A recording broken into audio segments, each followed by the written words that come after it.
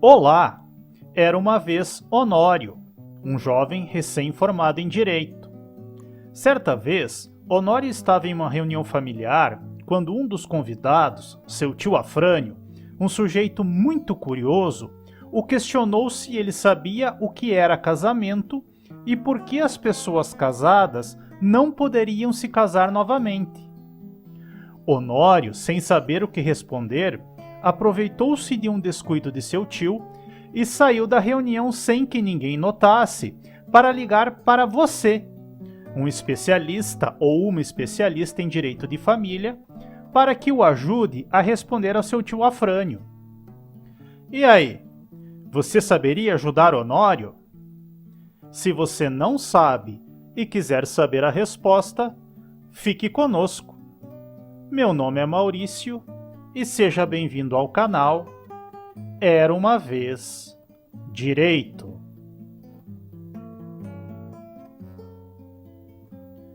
Não esquece de se inscrever e dar o like no vídeo para ajudar esse canal a ajudar mais pessoas como você. Também é importante que você ative o sininho para receber nossas atualizações e deixe seu comentário abaixo para que o YouTube entenda que o vídeo é interessante e indique a outras pessoas. Caderno e caneta na mão, o tema de hoje é casamento, conceito, natureza jurídica e princípios. Então, vamos ao tema? Conforme ensina o professor Flávio Tartucci, o casamento pode ser conceituado como a união de duas pessoas reconhecida e regulamentada pelo Estado, formada com o objetivo de constituição de uma família e baseado em um vínculo de afeto.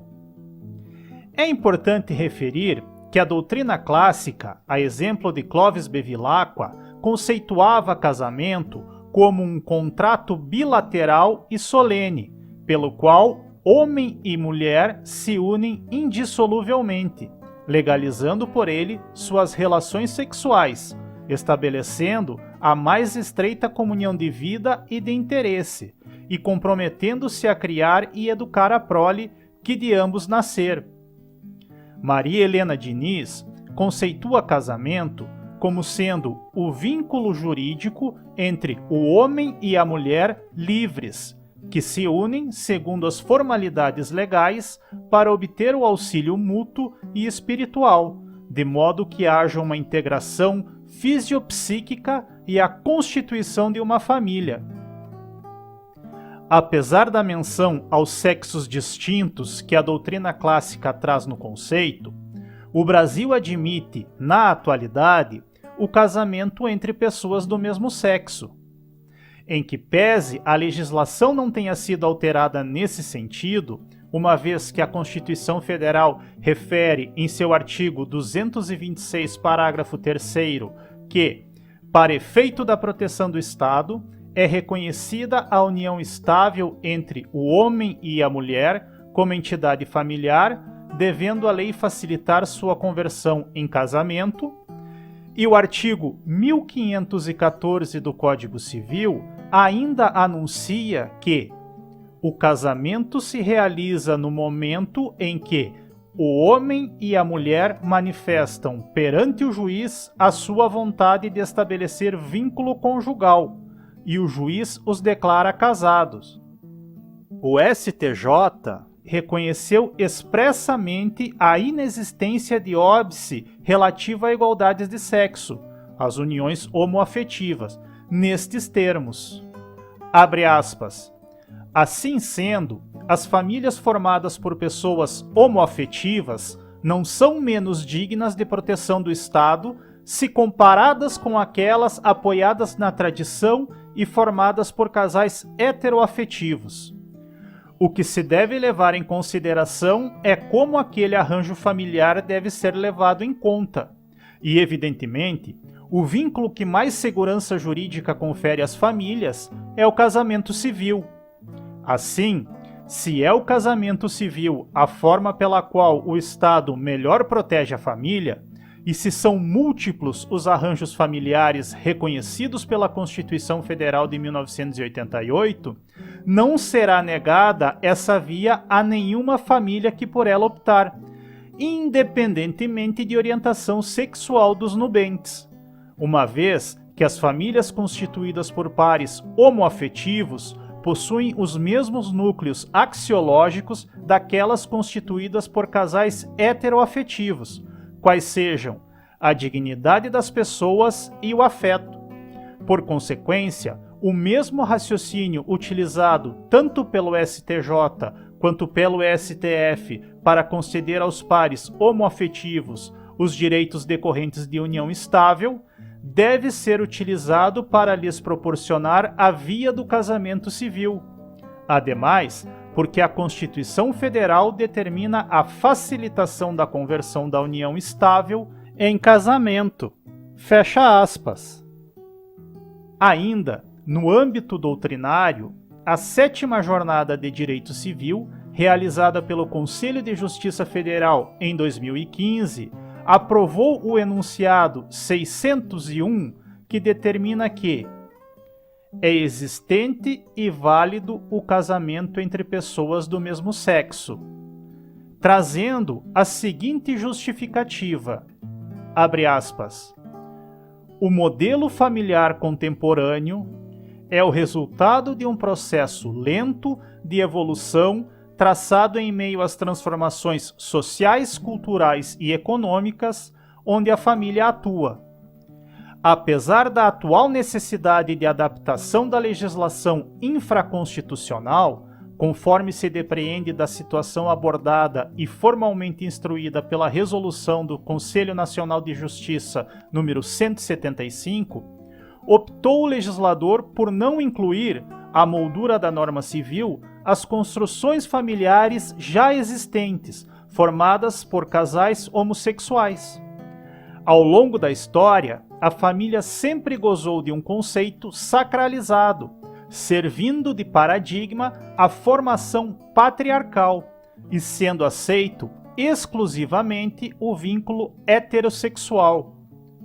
Durante o século XX, com a constitucionalização do direito de família, as relações familiares passaram a ser guiadas pelos princípios constitucionais, que primavam pela dignidade da pessoa humana a partir da igualdade entre homens e mulheres, refletindo em uma repersonalização das relações familiares. A finalidade da lei não é tornar a vida imóvel e cristalizá-la, mas sim permanecer em contato com ela, seguir sua evolução e a ela se adaptar. O direito tem um papel social a cumprir, exigindo que este se adeque às novas situações que se apresentam.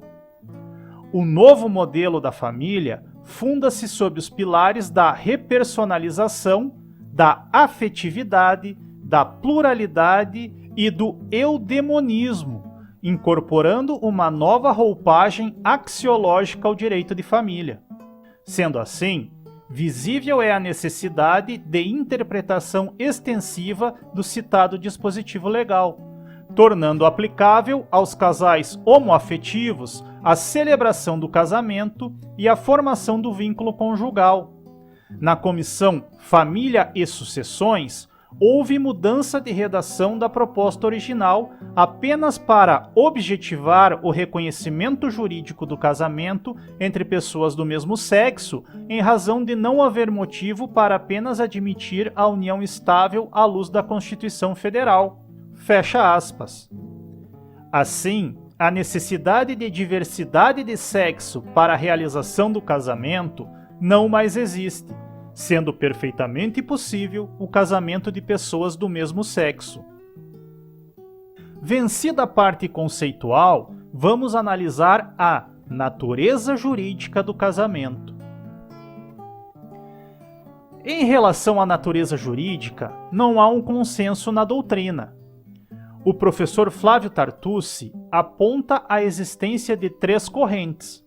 Vamos a elas.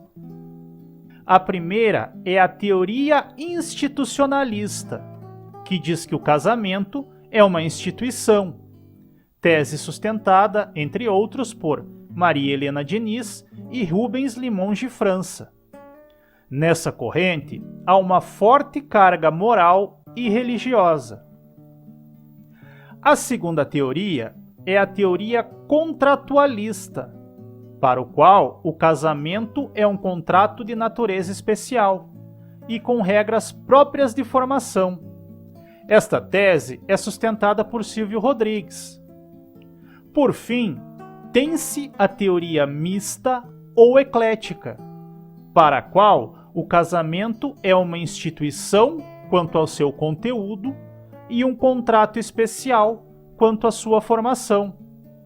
Esta visão é seguida por doutrinadores como Eduardo de Oliveira Leite, Guilherme Calmon Nogueira da Gama, Flávio Augusto Monteiro de Barros, Roberto Senise Lisboa e o próprio Flávio Tartucci. Como afirmamos, em relação à natureza jurídica do casamento, não há um consenso na doutrina. O professor Carlos Roberto Gonçalves, por exemplo, cita outras 3 correntes, quais sejam a corrente individualista ou contratualista, que foi acolhida pelo Código de Napoleão e que nasceu no século XIX. Esta corrente considerava o casamento um contrato, cuja validade e eficácia decorriam exclusivamente da vontade das partes. Em oposição a esta corrente, surgiu na Itália, pelos elaboradores do Código Civil italiano, em 1865, a concepção institucionalista ou supraindividual, para quem o casamento é uma instituição social, no sentido de que reflete uma situação jurídica cujos parâmetros se acham pré-estabelecidos pelo legislador, ou seja, não dependem mais exclusivamente da vontade das partes. Por fim, tem-se a terceira concepção, que é a de natureza eclética ou mista, que considera o casamento um ato complexo, ao mesmo tempo contrato e instituição. Trata-se de um contrato especial, um contrato de direito de família. Como bem aponta o professor Flávio Tartucci, o que não se pode admitir é a afirmação de existir no casamento um contrato puro, pois a ideia de contrato que ainda prevalece o relaciona a um conteúdo patrimonial. Como é sabido, não há no casamento a busca da patrimonialidade, mas muito mais do que isso, a busca de uma comunhão plena de vida. Por isso, é mais pertinente afirmar que o casamento constitui negócio jurídico especial, com regras próprias de constituição e princípios específicos, que, a priori, não existem no campo contratual. Entendido? Por fim, vamos estudar agora os princípios específicos do casamento, referidos pelo professor Flávio Tartucci, que não existem no campo contratual. O primeiro deles é princípio da monogamia. Por este princípio, uma pessoa casada está impedida de casar novamente durante a constância do primeiro matrimônio, conforme dispõe o artigo 1521, inciso 6º do Código Civil. Eventual casamento de pessoa já casada gera nulidade absoluta do segundo casamento, conforme o artigo 1548, inciso 2 do Código Civil. Lembrando que impedimentos e nulidades nós estudaremos em vídeos específicos sobre o tema. Ok? Seguindo, temos o princípio da liberdade de escolha como exercício da autonomia privada. Este princípio determina que, salvo os impedimentos matrimoniais, há livre escolha da pessoa do outro cônjuge, como manifestação da liberdade individual, conforme preceitou o artigo 1513 do Código Civil. Por último, tem-se o princípio da comunhão plena de vida, regida pela igualdade entre os cônjuges. Este princípio determina que o casamento estabelece comunhão plena de vida com base na igualdade de direitos e deveres dos cônjuges. Tal regramento consta do artigo 1565 do Código Civil, ao anunciar que, pelo casamento, homem e mulher assumem mutuamente a condição de consortes, companheiros e responsáveis pelos encargos da família. Entendido? E aí, você conseguiu ajudar Honório sobre o problema trazido no início do vídeo? Se conseguiu, parabéns! Se não conseguiu, vamos à resposta. Conforme vimos, há diversos conceitos acerca do casamento. A grande maioria ainda utiliza a necessidade de diversidade de sexo que não mais existe no Brasil. Assim, ficamos com o conceito trazido pelo professor Flávio Tartucci, o qual conceitua casamento como sendo a união de duas pessoas reconhecida e regulamentada pelo Estado, formada com o objetivo de constituição de uma família baseada em um vínculo de afeto. Mas, e por que as pessoas casadas não podem casar? Como vimos também, o princípio da monogamia determina que uma pessoa casada está impedida de casar novamente durante a constância do primeiro matrimônio, conforme o artigo 1521, inciso 6 do Código Civil. Eventual casamento de pessoa já casada gera nulidade absoluta do segundo casamento, conforme artigo 1548, inciso 2 do Código Civil. Lembrando mais uma vez que aprofundaremos o tema impedimentos e nulidades nos próximos vídeos de direito de família. Então, não perca! E com isso, encerramos o nosso vídeo sobre casamento, conceito, natureza jurídica e princípios. Espero que você tenha gostado e que realmente tenha te ajudado a saber mais sobre esse assunto. Não perca os próximos vídeos sobre a complementação da matéria. Agradeço muito sua companhia e desejo muito sucesso em sua vida. Peço que ative o sininho para receber nossas atualizações, deixe seu comentário abaixo que é muito importante para nós e compartilhe o vídeo. Afinal, estamos compartilhando conhecimento. Bons estudos e até mais!